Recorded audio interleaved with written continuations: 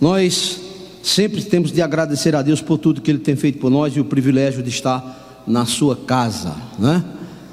Bom é estar na casa de Deus. Também queremos que Ele nos ajude na interpretação e na explanação da sua palavra, que os nossos corações estejam afáveis a aprender de Deus e que Ele fale a todos nós, amém? Que Ele derrame o seu Espírito sobre nossas vidas. Queremos dizer, irmão, que a vida é cheia de desafios, não é verdade?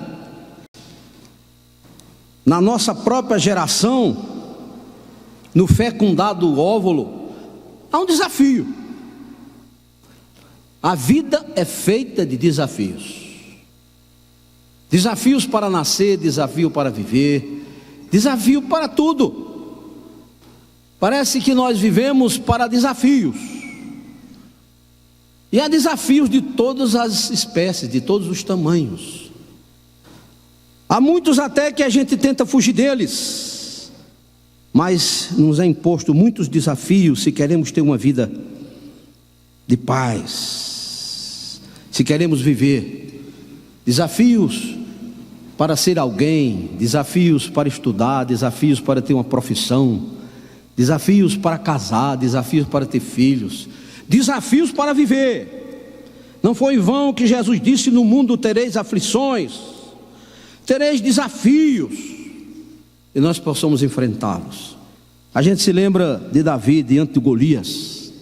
Golias era o campeão, e Davi era diz alguém querendo brincar, um amarelinho, um jovem, um adolescente, quem sabe a sua idade, mas ele já enfrentou os gigantes. E a vida é assim, feita de gigantes, e nós temos muitos desafios, e não podemos fugir deles. Leiamos o que diz a palavra de Deus, lá no Salmos, livro dos Salmos, e é um salmo tão bem conhecido e tão bonito. É o Salmos 126. Eu vou ler desde o primeiro verso, mas nós vamos ficar no 5 e o 6. Mas vamos ler tudo porque ele é tão bonito. E fala que quando o povo recebeu a liberdade do cativeiro, 70 anos sob a escravatura daquele povo que se afastou da presença de Deus. Salmos 126. Amém? Quando o Senhor restaurou a sorte de Sião, ficamos como quem sonha. Então a nossa boca se encheu de riso e a nossa língua de júbilo, de cânticos. Então entre as nações se dizia: grandes coisas o Senhor tem feito por eles. Com efeito, grandes coisas fez o Senhor por nós, e por isso estamos alegres. Estavam voltando do cativeiro e a alegria reinava nos seus corações. Restaura, Senhor, a nossa sorte, como as correntes do Neguebe. Neguebe ao sul de Israel é árido. Quando da tempestade ocasionais os leitos dos rios formavam cachoeiras. Mas diz a palavra de Deus no verso 5: os que com lágrimas semeiam, com júbilo ceifarão. Quem sai andando e chorando quando semeia, voltará com júbilo, trazendo os seus feixes. Irmãos, nós temos aqui na palavra de Deus um grande desafio. Um semeador. E a palavra de Deus diz que o semeador saiu. Quem era o semeador? Quem era essa figura que a palavra de Deus diz que ele saiu? Vários nomes são dados na Bíblia ao indivíduo que trabalha no solo, trabalha na terra, aquele agricultor que a gente conhece, que de madrugada se levanta, coloca uma enxada, um instrumento nas costas e sai para tratar a terra. Dos que ocupam das lides do próprio campo, eles são chamados de agricultor, vicultor, lavrador, jardineiro. Em João 15:1, Mateus 21:33, o termo hebraico é Icar. A Septuaginta fala sobre esse assunto. Era usado para indicar quem cultivava o solo e colhesse o fruto da terra. Jeremias 14:4, ele é chamado de lavrador. Quando não chovia, ele escondia o rosto de vergonha. Em Jeremias 51:23, em Amós 5:16. No Novo Testamento, o termo grego é georgos, e é usado para indicar a mesma profissão. 1 Timóteo, 2 Timóteo 6. Eu plantei, Apolo regou, mas Deus é quem dá o crescimento, quem faz crescer. Jesus contou com a parábola que envolvia lavradores, Mateus 21:33. Pois era atividade bem conhecida, a fim de indicar os que labutam no reino de Deus. E esse texto é usado como metáfora. Os obreiros do evangelho são colavradores. Você é um lavrador, você é um semeador, sabia? Você é um semeador, porque a semente é a palavra de Deus. Aqueles colavradores, os obreiros do evangelho, procuram obter uma respeitável produção no campo espiritual. A propagação e o cultivo da mensagem espiritual assemelha-se ao trabalho do semeador. Quem trabalha no evangelho, na igreja, você, todos nós, o nosso trabalho é assemelhado ao produto, ao campo, ao lavrador, ao semeador. A palavra de Deus diz que o mundo é o campo é o mundo, conforme se vê na palavra da semeadura. Jesus falou muitas coisas por parábola, Mateus 13:3, dizendo: o semeador saiu a semear. A arqueologia tem demonstrado que a Palestina foi uma das primeiras áreas agrícola de que se tem notícia. Desde 7.500 anos antes de Cristo, a evidência de uma agricultura razoavelmente boa. O Vale do Jordão, as áreas adjacentes eram extremamente cultivadas. A agricultura de Israel estava intimamente relacionada com o antigo povo do Médio Oriente. Plantava-se mais cereais comuns e férteis, daquele solo fértil, e também havia animais domésticos. Há uma discussão da teologia. Os teólogos, os escritores dizem que o homem ele cultivou a terra, ele era caçador e também ele era pastor. Mas na realidade a gente vê lá, irmão, antes do dilúvio, a história primitiva de Caim e Abel, Gênesis 4, 2 e 3, mostra que desde os tempos que temos relato, a agricultura foi uma atividade básica. O povo aprendeu a plantar.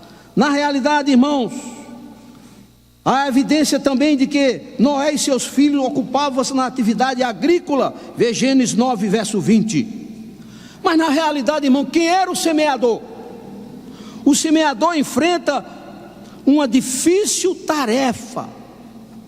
O semeador é um homem desafiado a uma grande tarefa. Você e eu, como semeadores, estamos sendo desafiados. A primeira coisa, irmão, que vem à mente, a palavra de Deus diz que ele saiu. O semeador não pode se dar o luxo de ficar em casa esperando o tempo passar, contemplando as coisas. A palavra de Deus diz que esse semeador saiu, ele tomou iniciativa. No reino de Deus não há lugar para pasmaceira, já dizia um certo pregador, para preguiça, para contemplação, para o estado de graça. O reino de Deus é um reino em movimento, um reino que tem trabalho, que tem atividade, que tem engenhosidade. A palavra de Jesus disse: ide e pregai. Jesus disse: fazer discípulo. E aquele semeador estava sobre ordens. Ide, Mateus 28, 19, Marcos 14, 9. e de fazer discípulo. Então ele não poderia, diante da ordem do seu Senhor, ficar contemplando o campo. Seria um desperdício, teria que haver produtividade. No reino de Deus não há lugar para preguiça. Jesus deu os talentos, Jesus distribuiu os talentos. A um deu 10, a outro deu 2, a um deu 1, a outro deu 5. Ele tinha que haver produtividade, haver lucro. No reino de Deus nós não podemos ser semeadores que estão estragando a preciosa semente. O campo é vasto, o campo é o mundo. Jesus disse: erguei os olhos e vede os campos. Vida cristã inerte é um contrassenso. O semeador saiu, e a Bíblia diz que a sua tarefa era difícil. Ele chorava. Eu me lembro aqui de um irmão lá na classe, muitos anos, o pai do irmão Antônio. Não era, irmão? Aí, como era o nome dele, irmão? Estou esquecido, irmão. Severino. Irmão Severino, 84, naquela época já tinha 80. E dizia que ele saía escuro para o campo, para o seu roçado.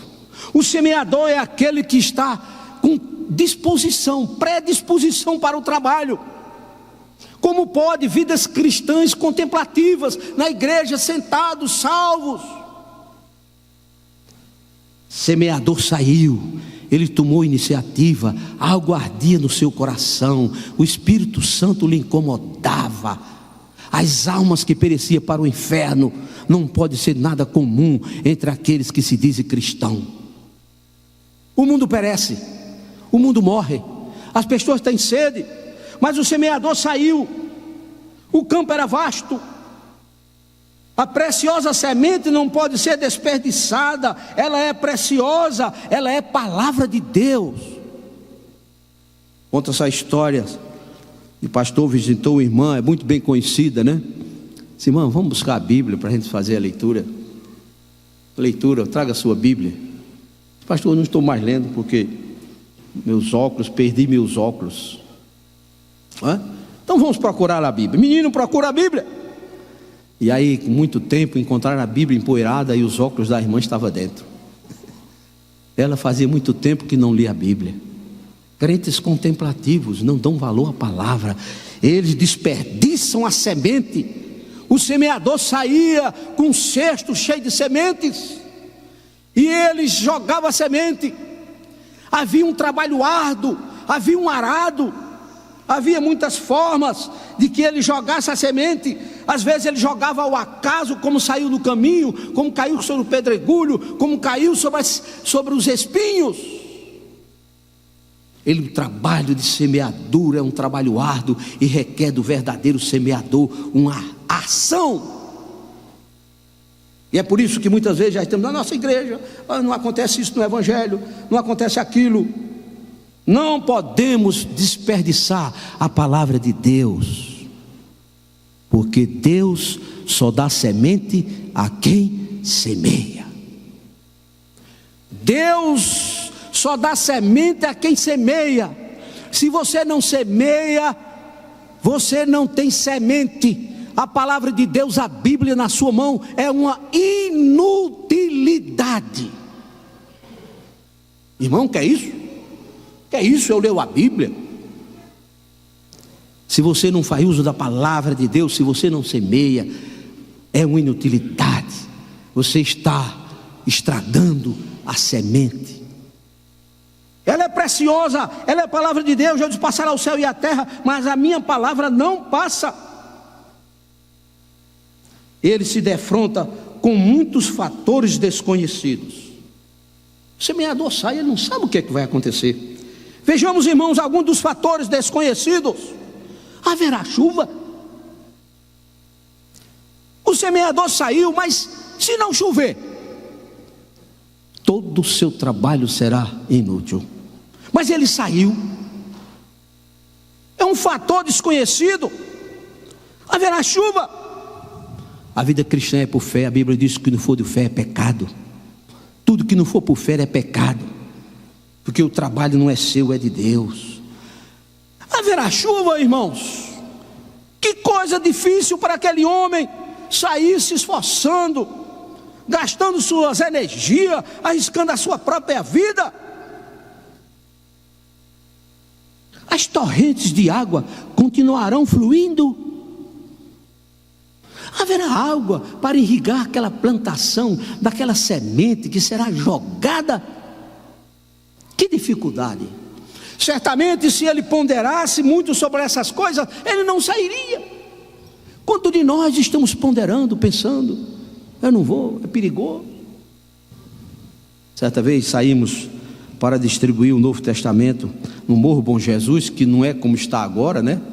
Policiado, iluminado, numa das escolas, tem lá em cima, eu e um irmão. As professoras tiveram tanto medo que se esconderam. Quando a gente chegou na própria da escola com as caixas de Novo Testamento, dos Gideões, elas entraram nas salas. Eu fiquei pensando: o que é que está acontecendo? É que ela disse: a última vez que chegou 2 homens aqui na porta era assaltante.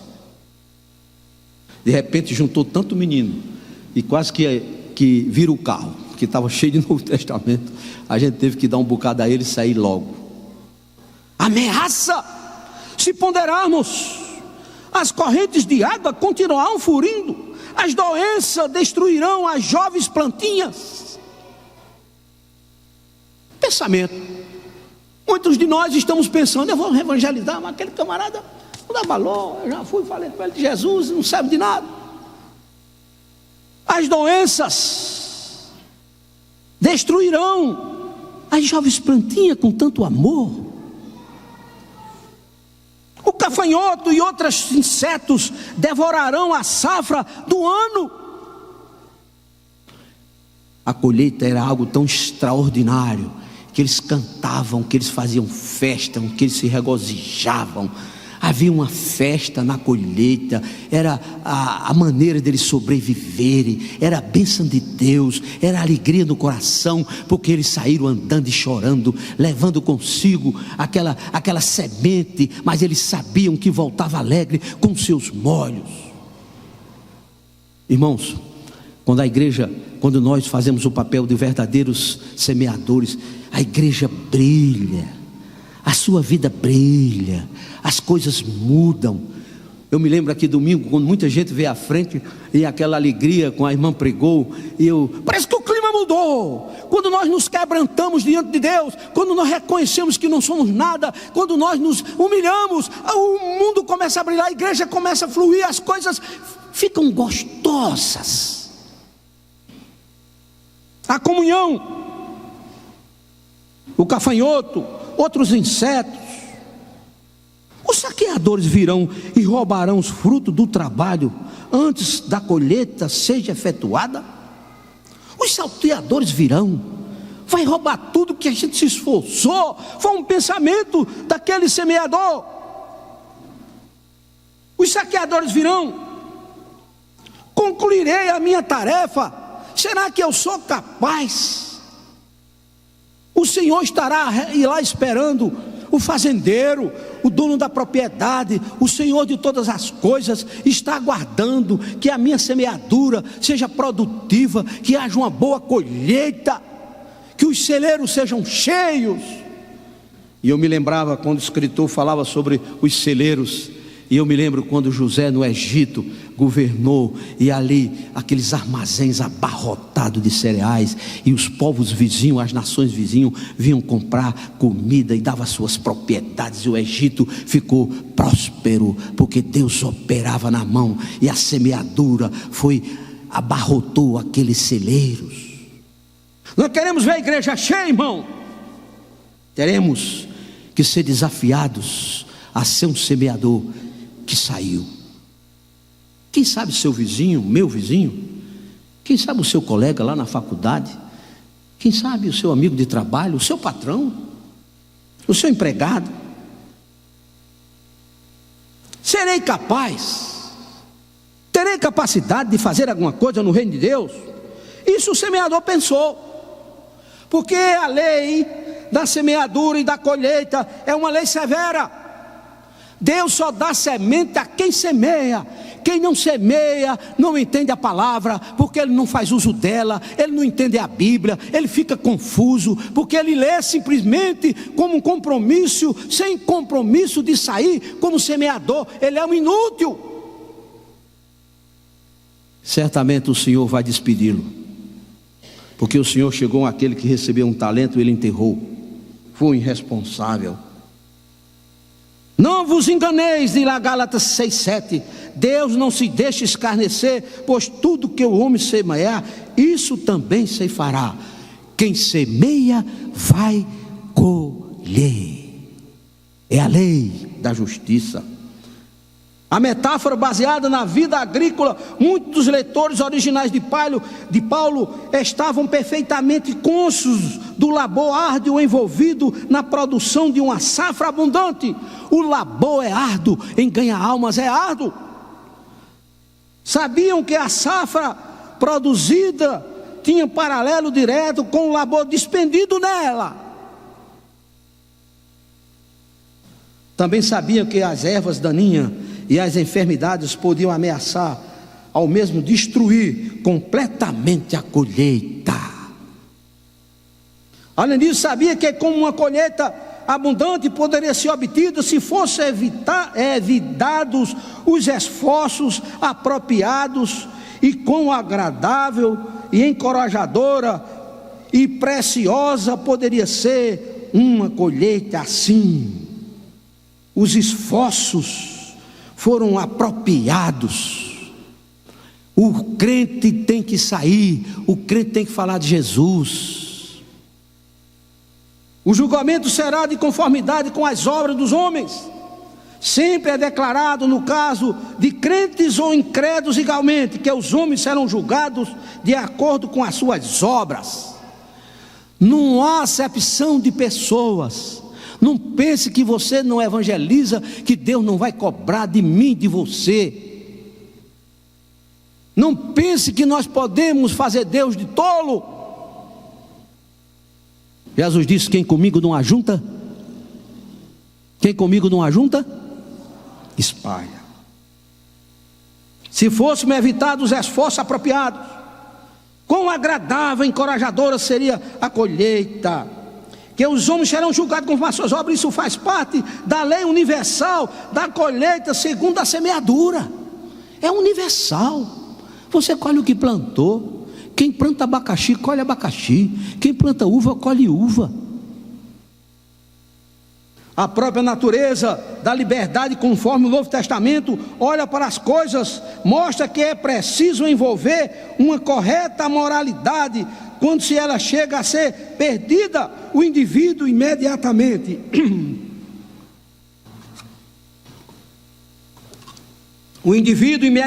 será reduzido à posição de escravo do pecado. Quando você e eu não fazemos o que é justo diante de Deus, você se torna escravo do pecado, e o diabo passa a reinar no coração dos falsos semeadores, querendo usá-lo, manipulá-lo para o seu reino. Paulo ilustra isso com base no mundo natural. Todos sabem, sem importar se são agricultores ou não, que um homem só pode colher aquilo que semear. A semente que ele lança na terra determinará o tipo de planta,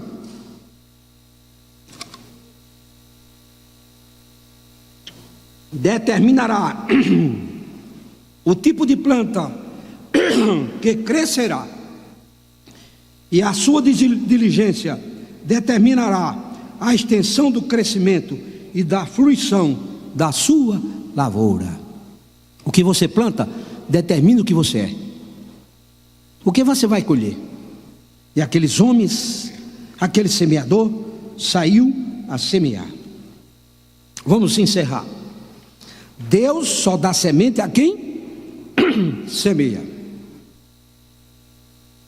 Quem semeia vai colher na mesma malha.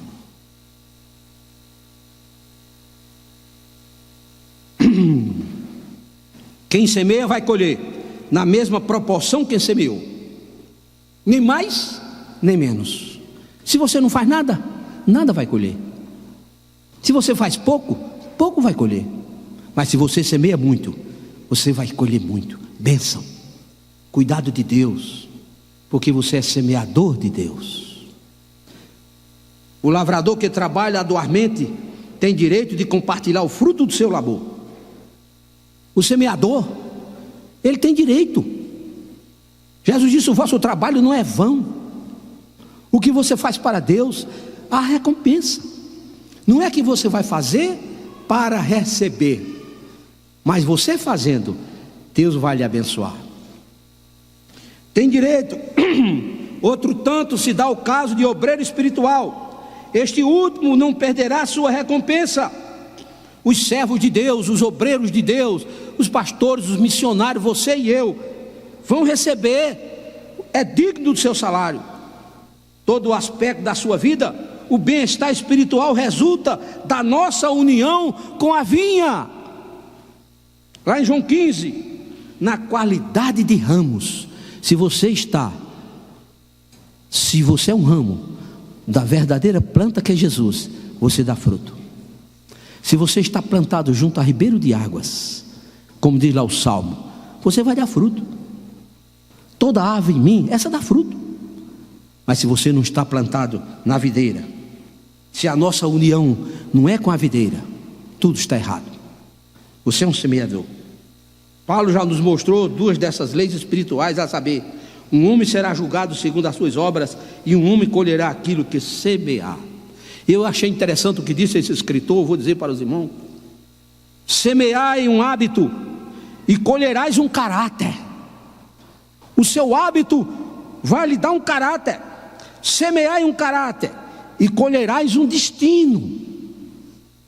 Semeai um destino e colherás Deus. É o professor Huston Smith.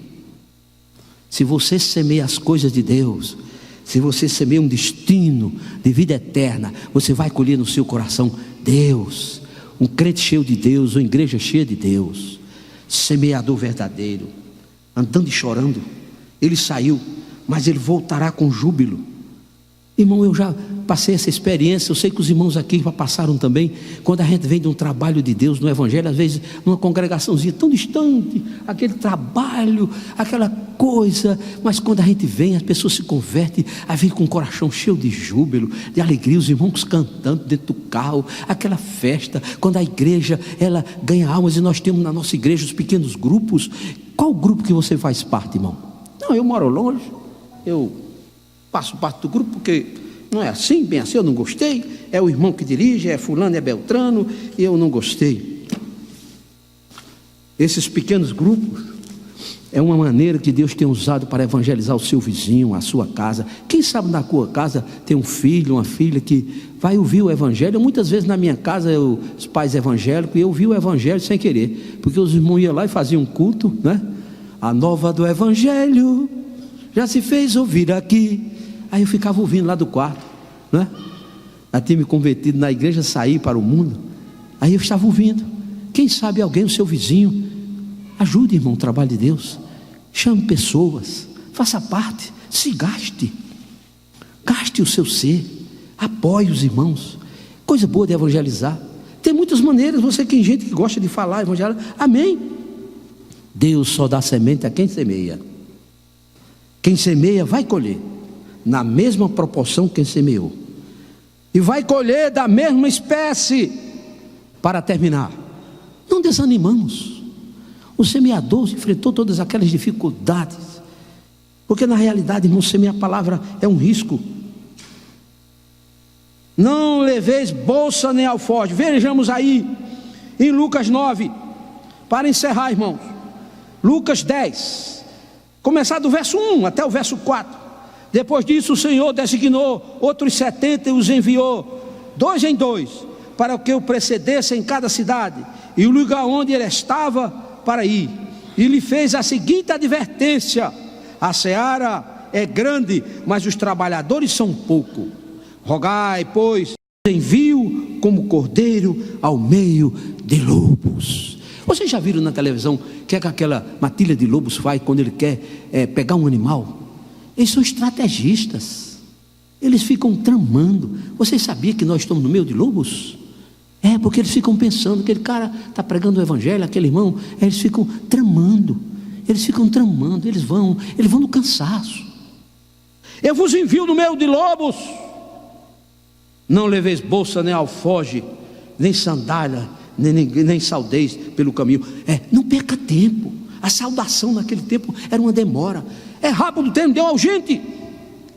Eu gostaria de ler também, irmão, lá em João capítulo 15, verso 20. Vejamos o que diz, irmão.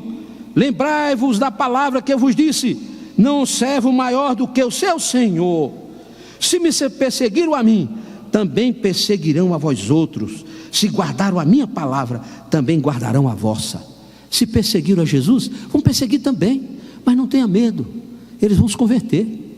Paulo foi perseguido, os servos de Deus foram cerrados ao meio, mas Deus tem algo para fazer na tua vida. Eu os envio como ovelha para o meio de lobos. Sede, portanto, prudente como a serpente, simples como as pombas. De lá ainda também em Mateus 10, capítulo 16. Serei odiado de todos, verso 20, por causa do meu nome. Aquele que, porém, que se preservar até o fim será salvo. Eles vão nos perseguir, mas se a gente perseverar ao fim, seremos salvos. Diz ainda a palavra de Deus, que eles achando que nos matando, estarão fazendo um serviço a Deus.